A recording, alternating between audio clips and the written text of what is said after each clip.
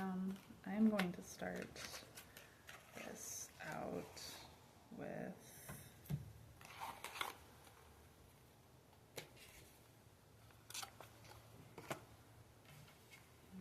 reading from the Tao.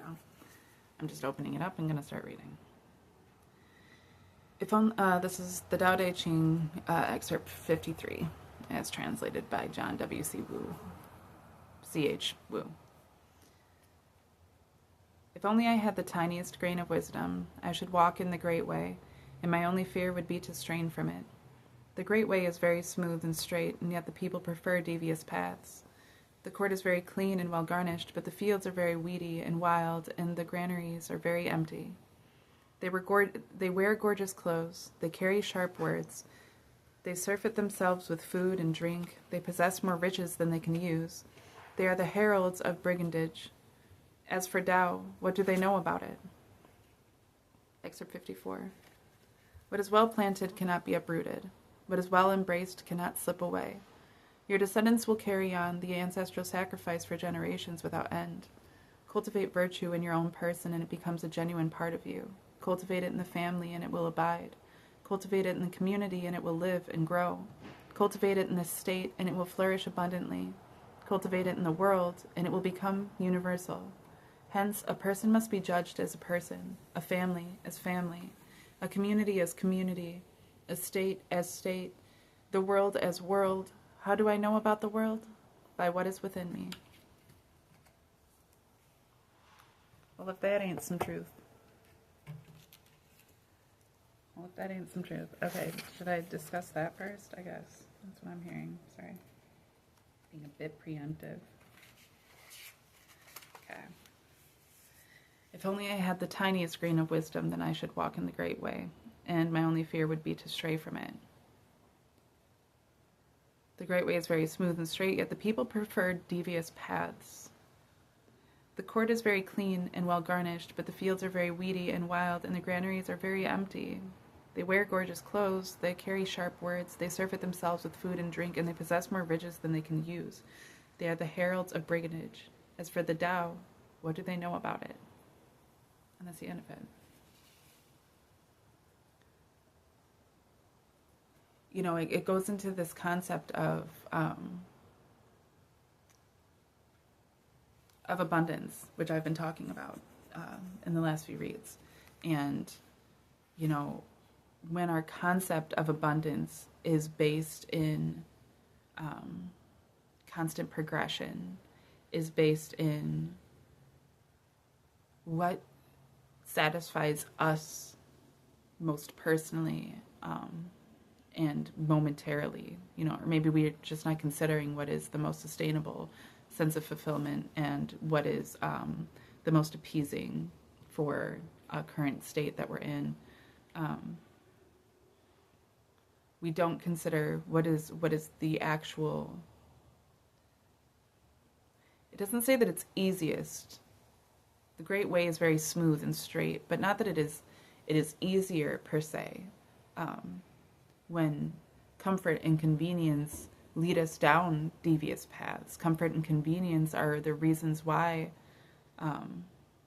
we wear gorgeous clothes, but carry sharp words, and surfeit ourselves with food and drink, and possess more riches than we can even use.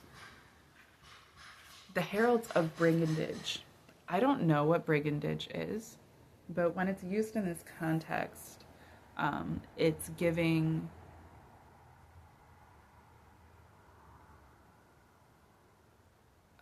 kind of like, I wish I had my other phone on me so I could search it up.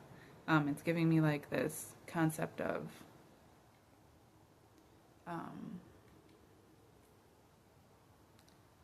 society, of not community, but of, what would be the right word, like a status,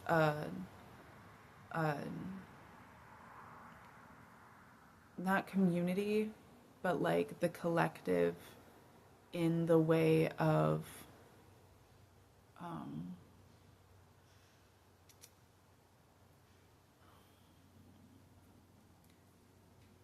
like standards, societal standards, this corporeal, concept of what people are to be. Like, kind of like the royals would establish what is the word? The society, like they establish the system in which we exist, and it being something not innately sustainable or natural, it being something outside of ourselves that has a specific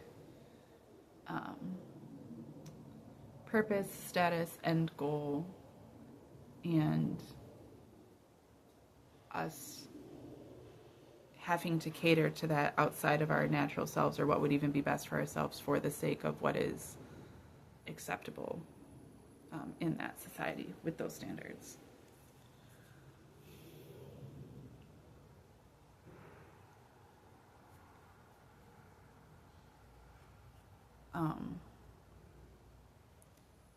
Well, of futility, more or less, really. Like, I think that's even if that's not exactly what it's talking about when it says that, because I don't know what the word means, that specific word, I don't know what it means.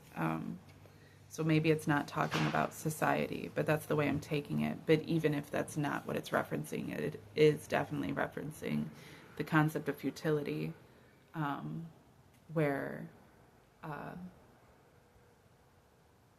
we are given to it, especially on a larger scale. Like an individual can be intelligent, but once you get a whole collective of individuals together, they tend to be less intelligent. They tend to be dependent on each other for sustainability and a sense of sufficiency, where the individual alone tends to be more creative, more adaptive, more willing to do the work, more or less, right? And so the way of comfort and convenience isn't the great way.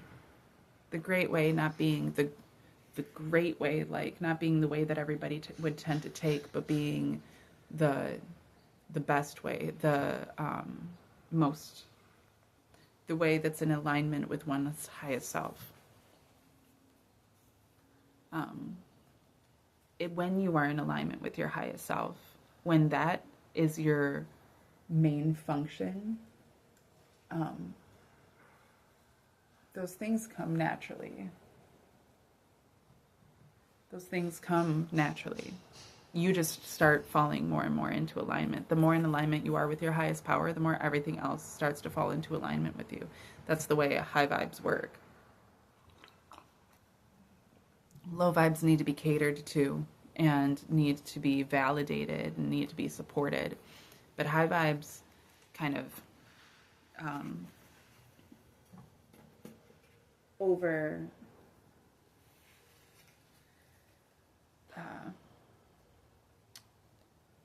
they supersede the need for those things, because they're connected with everything. A high vibration is actually like it's a low vibration is very specific and needy in that specification, where a high vibration doesn't require anything outside of itself, and is in large in part because it is reflective, or because it is the accumulation of the conglomerate of all things. So the higher your vibration, the more that you're also actively integrating every aspect of every part of your experience. Where low vibration is unwilling, bitter,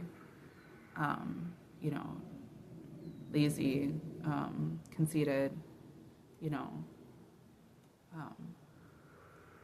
I said, like it falls into more specifics. So if what your concept of value, especially and of yourself, is determined by is,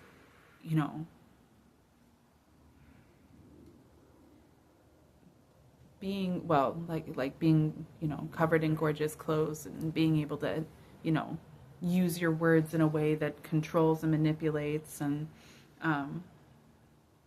having all of the food and drink that you could possibly ever ask for or ever want, and having actually so much more beyond your needs.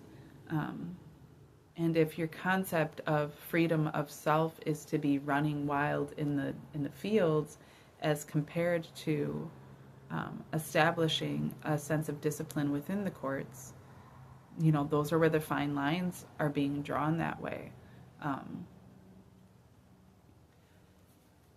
That's like an interesting balance too, because I think, at least I am naturally given to the sense that, like, when I'm following my highest alignment, when I'm in my highest power, and when I'm on the great way, that that often looks like being in these weedy and wild fields.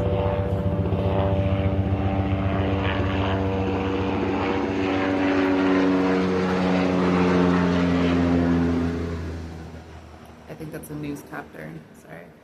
News helicopter. So, being free. Free means, my tendency is to believe interpret freedom as no need for discipline. You're free. Discipline feels like it is limiting my freedom, when in reality, it's the right disciplines that actually allow for freedom. Because when you don't have the right disciplines instilled, you become enslaved to the methods that you would use to cope with your enslavement, more or less, to concepts, right? Your enslavement to these concepts, to the concepts that, like, I have all the clothes. I have all the clothes that I've ever wanted. So, like, I should feel some type of way because I can present myself some type of way. And thus people will receive me some type of way, and that will make my reality some type of way. When you're still not actually getting to the work of the internal self when you're doing that. I used to want to be a fashion designer, and I've always loved clothes and always loved dressing up and portraying myself certain ways. Always liked fashion.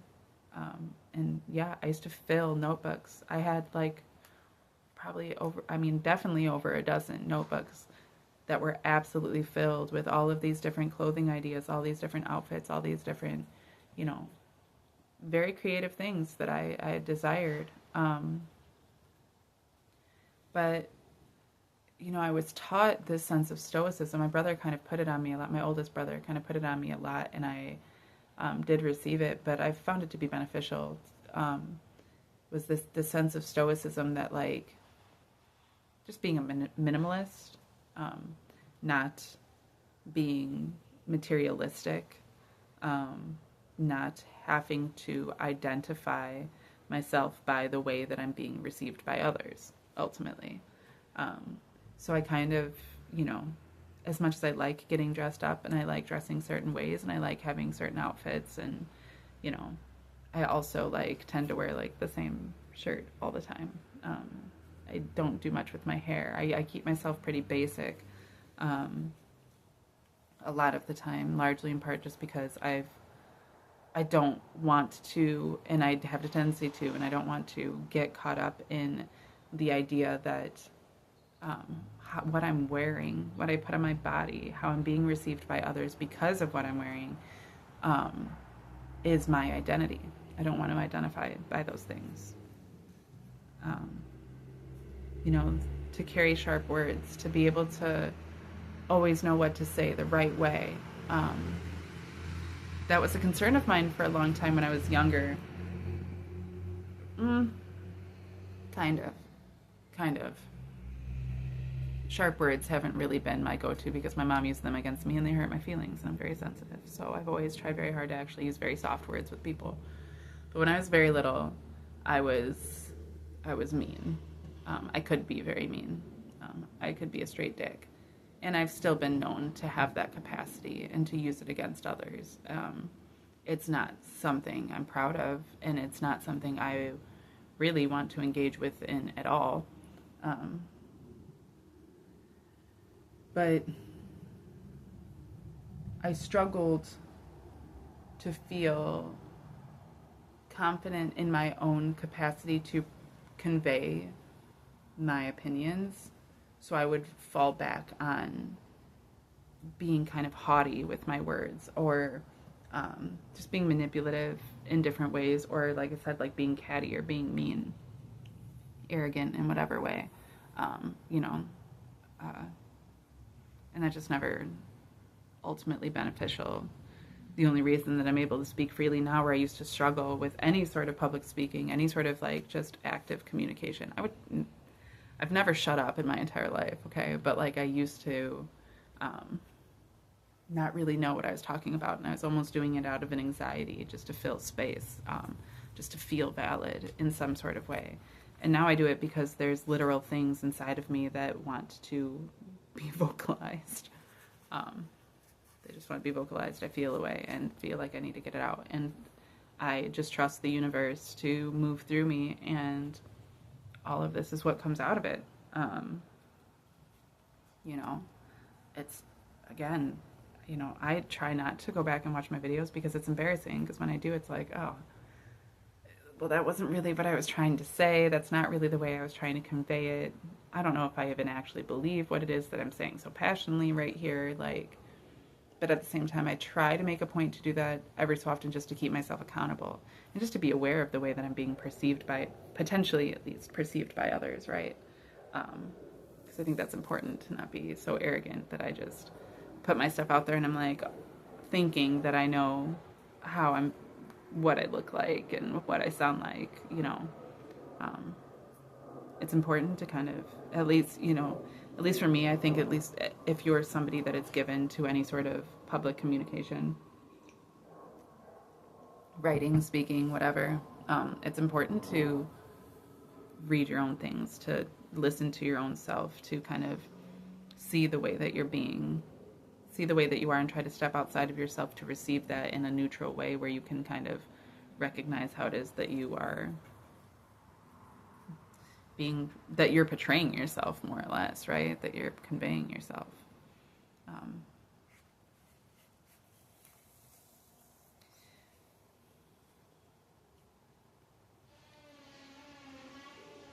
Sorry, there's a lot of background sounds. These people are working on their house behind me. Hopefully that's not too much of a bother. What is well planted cannot be uprooted. What is well embraced cannot slip away. Your descendants will carry on the ancestral sacrifice for generations without end. Which is so true. And like something that I've experienced in myself. It actually came through the concept, I'd always been taught not to burn incense, not to pray to your ancestors, not to, do any sort of divination. That's considered an abomination. But when I started practicing those things is when I became very aware of, first when I started practicing those things, it came out of, and studying science and stuff like that too, was not something that we did growing up in the Christian schools and churches. But as I got older, I realized that all I was doing was living in fear, and I was letting that hold me back from my gifts and from my truest, highest power. That if I was, why would I be, if it's really the truth, and it's my truth, and it's what I'm supposed to be fully embracing, how am I going to do that without really just being open to all that the universe has for me? And why would I be afraid of it being disproven? It's the truth. It can't be disproven. If it really is the truth, it can't be disproven. It's the truth. The only thing that could be disproven is my concept of it, the way that I received it, my opinion about it. And the only thing the only fear that would keep me from not wanting my own opinion to be questioned is my ego. And that's not something I'm trying to cater to, especially not in faith. So it just never really made sense to me, the whole, like, not questioning anything. Questioning everything the way that a scientist does their own work became, like, an integral aspect of my personal faith, because that is how you can know anything at all, if you truly know anything at all. And that was kind of that's the point, and that's why at that point I started to realize what kind of brainwashing was going into these Christian theologies of faith. My faith was what was driving me in that direction. It was driving me to say, no, if this is the truth, I don't have to be afraid that anything is going to come in between me and it if I'm actively seeking it out. I can seek the truth and I don't have to be afraid. And that was the power of my faith. Meanwhile, I was being taught that faith was, you don't need to know anything, you don't need to learn anything, you don't need to understand anything. You just need to have faith that what's being told to you is what's true. Which is brainwashing. That's how it works. I grew up with parents that were very good at gaslighting, and that was like their common method of educating us about, at least myself, about most things. And that's simply not how things work. It is. It's how you can control things, but you're not going to control, the true divine. And so, like, unfortunately for my parents, I am connected to the actual divine that way, So those manipulation tactics and those tactics of control were never going to work ultimately, no matter how sophisticated they've become, So, I'm always going to be several steps ahead. No weapon formed against me will fail for the fact that I am in my highest power. Again, not all the time, but that's my general go-to, and I have been since I was a child. No, I've not been perfect. No, I'm a recovering sex addict. I was addicted to porn for an extremely long time. I smoked pot most of my life at this point, like smoked cigarettes most of my life. Liked engaging in, certain types of dark things, like, I don't know, none of that really,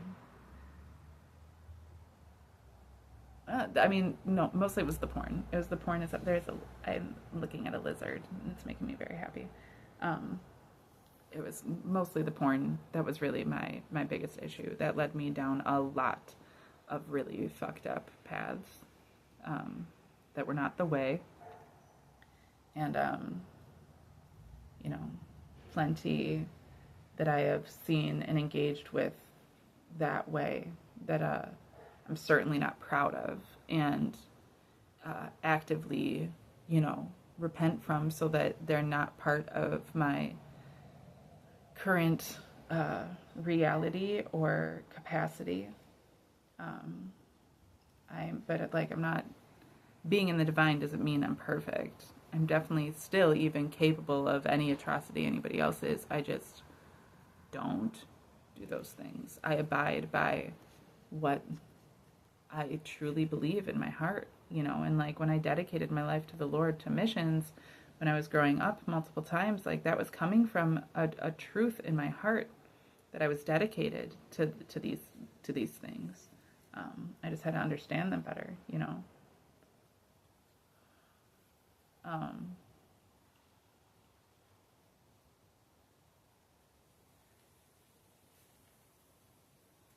That lizard, he was just jumping around.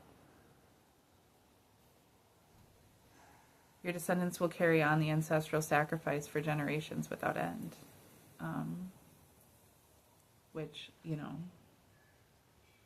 is something I came to. Once I started praying to my ancestors, I suddenly realized that I, as their offspring, as the person that's now been cultivated from their experiences, am the one responsible for their experiences. The fact that they chose to procreate kept facilitating that cycle, and putting it on to the next generation, of which I have now become. So, I'm forced to take responsibility for these things, and if I don't, then, if I were to have children, they would have to take it on. And like I realized with that weird past life experience that I had recently, that like if I were to not have children, so that I wasn't passing those things on, but were to kind of, still not do the work, and were to kind of be like, oh, well, since I didn't have children, now it's fine, and now those things aren't going to go on, and I don't have to do the work. The work that I did was just not having children. If I were to go about it that route, I would die carrying those things with me, and my soul would continue on into this cycle, and then I would be responsible in the next life for those things. You don't get to evade it, right? Those things continue on, and like what we put out into the universe, like we end up having to deal with at some point in time, period. So we don't get to avoid those things. What is well planted cannot be uprooted, and that is, on both ends, not just the positive, but also the negative. But it's important then, that's why, it's important to sow seeds of positivity, of grace, of wisdom, of patience, of, purity, like genuineness, of generosity, of gratitude, of, perseverance, of intuition and discernment, and of love, all of those things, when planted well, are equally as difficult, if not even impossible, to uproot when you plant them properly. When you plant them properly, because some of those things, their roots go deep,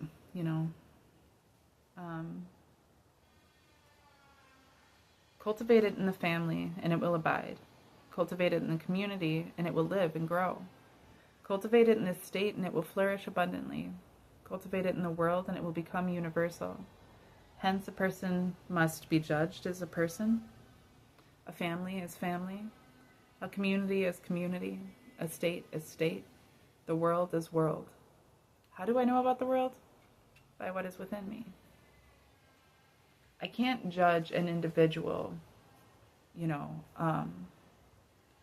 for the culture in which they grew up in and had to adapt to and are in current response to. And I can't judge a culture by its as what it is without considering the individuals that cultivated it, the time and space in which it exists, all of the different things that have allowed for it to be what it is. You can't judge the world as it is a conglomerate of all of those parts, and you can't consider it without considering all of those parts. But judging the world as a whole is to judge the world as a whole, right? And when you're able to kind of put things into a proper perspective, then you're able to see things more clearly. Just lost a nail. So how do I know anything at all outside of my own experience of it, outside of knowing myself? And then, like I said, the more that I know myself, the more that I'm able to determine these other things and find these other things. I question who I am and why I do certain things, and then look inside of myself to find that there has been so much passed down through generations and into my bloodline that have catered to, me being who I am and how I am and why. There's so many different experiences I've undergone, and places I've been, and people I've known, and times I've experienced that have made way for those things. And then my natural DNA that's been inherited to me has largely influenced the ways that I've responded to things, and my own self-awareness or lack thereof also chooses how I receive even those natural responses. So there's this whole world that's always going on at play. And again, like the only way that you can truly know it, and what to do with it, and who you are within it, and what, what you were meant for within it, is to know yourself. Is to know yourself. That is the way. And like, again, like, I'm just beating down the same message, but like, you as an individual are so essential. Your experiences, the person that you are, your DNA, the way that you respond to things, like, everything about you is essential to the reality in which we currently exist.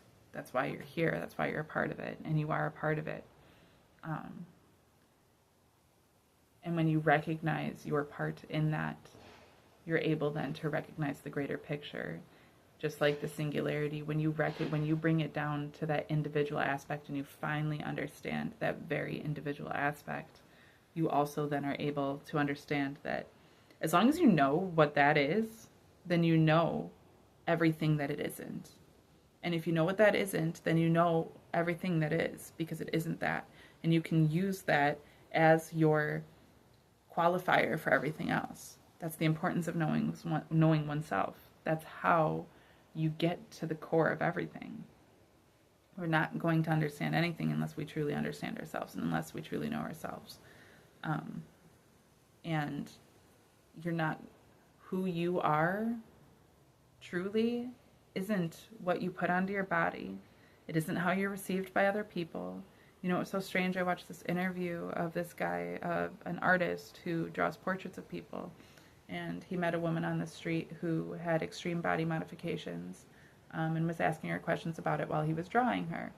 And what she kept saying was the reason that she does these extreme body modifications, like putting implants in her head and cutting her ears off and cutting her nose off and covering herself with tattoos and tattooing, even like her eyes and getting her teeth filed down, to look as scary and inhuman as possible, was because she was embracing herself, and she found it very important to just be yourself. And she was like, that's what the message that I have is like, just be yourself, just be comfortable in your own skin. And like, when she's saying those things, it was so bizarre to me, because I'm just thinking, like, that's not the message I receive when I see somebody like that, to be honest. Because you don't seem comfortable in your own skin. You're cutting parts of your body off and adding new parts in and changing everything about who you really are in order to embrace your concept of self. And that seems counterintuitive to me, and that's not just a judgment. I know I used to be into the alternative lifestyle that way, or the alternative look, I find it beautiful. I do find it beautiful. As an artist, I find those things incredibly, like, interesting and fascinating, and I like the idea of, like, stretching boundaries to find yourself. And so I do think for some people that is how they truly find themselves. But like in those types of things is changing themselves. I'm not trying to say that any sort of body modifications whatsoever. Like, I put my eyebrows on today. I have fucking fake nails on and drew on myself. Like, those are expressions of self. So I'm not trying to say that they're not. But I think that, it gets hard for people to receive that. Like, that isn't why you should be doing what you're doing, to help other people be comfortable with themselves. That's not your job, ultimately, and like, what am I doing here outside of that? Well, I'm giving of myself in order to hope that, in the hope that other people will be able to take from it and be more comfortable within themselves. So I'm not, trying to damn these things, but we do have to be cautious. That's why we have to know ourselves, because too many people will do those things. Like, I have trans friends who, the work that they've done to embrace their identity has helped their mental health significantly. But I also know people that believed themselves to be trans, and because of the popularity, like currently especially um, of people transitioning, went through different levels of transition only to find that those things weren't validating their identity for them, and that they actually just needed more therapy. And they ended up like making it harder on themselves now, because now they, aren't even the person that they were to begin with. And ultimately, I don't think that there is anything that you can do that will truly separate you from God, from your highest power. I think that if you are willing, that no matter what, I've known people that have killed people, I've known people that have raped people, I've known people that have eaten people, I've known people that have done atrocious things. And I don't think any of it's beyond God. I think we still are God incarnate, you know. But you have to be willing to do the work. You have to be willing to truly know yourself. And I don't get to say what that looks like for other people. Maybe for this woman that really is what it is. She, when she said that she was happier than she'd ever been, I believed her. But I don't think that's always the case for people. I think it's very, you want to be cautious to not look outside of yourself and say, oh, that's what that person's doing and that's what it's going to take for me. Because ultimately, the putting on of certain clothes, the eating of certain foods, the living in certain spaces, like those aren't the things that are ultimately going to make you happy. Especially not if you are identifying yourself by those things, because you are not those things. You are you in your body, just as you are. If expressing yourself certain ways helps you to become into a higher alignment with that, by all means. Monks shave their heads and wear robes and, pull themselves away from society and go and sit cross-legged for, years up on a mountain. Those are all very physical, ritualistic things that they're doing in order to achieve what it is that they believe to be their truest selves, in order to get into alignment with their highest powers.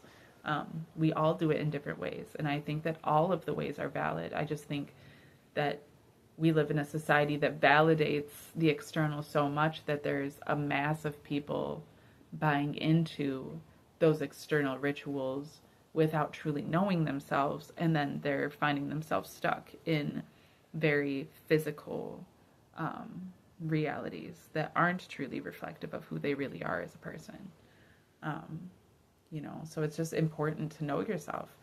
Like, had I not known myself as much as I do, I probably would have gotten on testosterone and steroids and pursued surgery in order to get a penile implant and to get my breasts removed. And, I'd probably, appear to be the man that I've always, identified with myself internally as, but at the same time, I wouldn't have known myself the way that I do. So I'd be still just as insecure, still just as lost, still just as, and maybe even more so for the fact that I did all of this stuff I did all of this work to make myself feel some way, and it didn't do it for me. Where instead of that, I just hunkered down on getting to know myself really, and I'm actually happy now and like moving in the right direction, right? So like, that's not to say that that's not, who knows? Maybe I always had this dream, but that by the time that I was like in my 60s, I would turn into a man, grow out my beard, be a mountain man. So maybe that's what's in my destiny. I'm not trying to demonize any of these things. I'm just trying to, remind people that the importance is to truly know oneself. How do you know anything else? By knowing yourself. By reaching that singularity.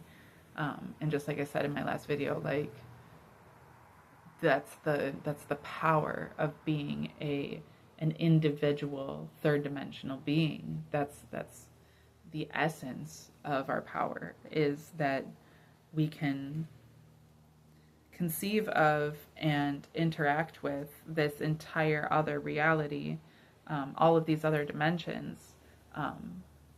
Other dimensions are accessible in the third dimension because they are higher. So they can reach you know, they can transition in order to reach us.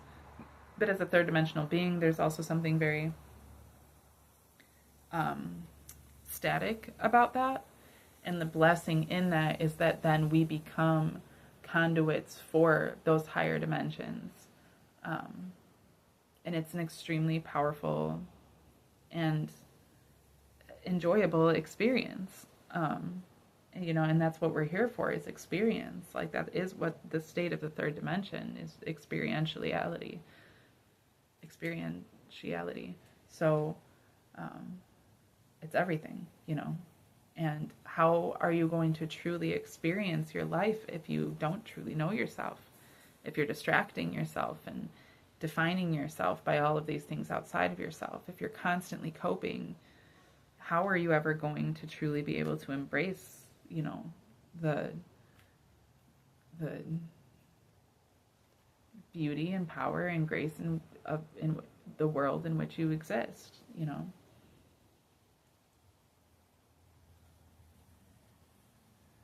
I have to pee, so I think, where am I at? I think this is just going to be a short one. I was going to do a tarot reading, but I ended up I meant to just start this with the Tao and move into a tarot reading, and maybe that's what I'll do next time, but I just did an oracle off the Tao, so that's where we're at. Hopefully that was helpful to somebody. I feel like I just keep reiterating the same message again and again and again and again, so I don't, I need to hear it for sure, but hopefully that it's helpful to others too, and that it doesn't just feel like I'm beating a dead horse. I'm, trying to get myself into a different energetic state to be able to properly receive what it is that the universe has for me, and I'm sure that as I level up into these other states, then I'll have a lot more to add, or different things to communicate about. But ultimately, this all just keeps coming down to being self-actualized, to knowing oneself. Know yourself. Know yourself. That's the best advice I could ever give, and that is the constant message. And yeah, again, like I said in the last video as well, I am open to doing personal oracle readings. If you want it off of the tarot, that's fine. If you want it off of something else, that's fine. If, whatever you want, just let me know. You can email me at heymayo@gmail.com, heymayo@gmail.com. Just let me know that that's what you want, and I will be setting it up to start doing that as a form of income, but right now it's free. So you're welcome to shoot whatever questions, concerns, different things that you're going through that you want some answers on, or just different forms of encouragement that you're looking for, whatever it is. Whatever it is that's on your heart, feel free to send it to my inbox, and I will get back to you. And I will see you in the next video. All right, have a good one.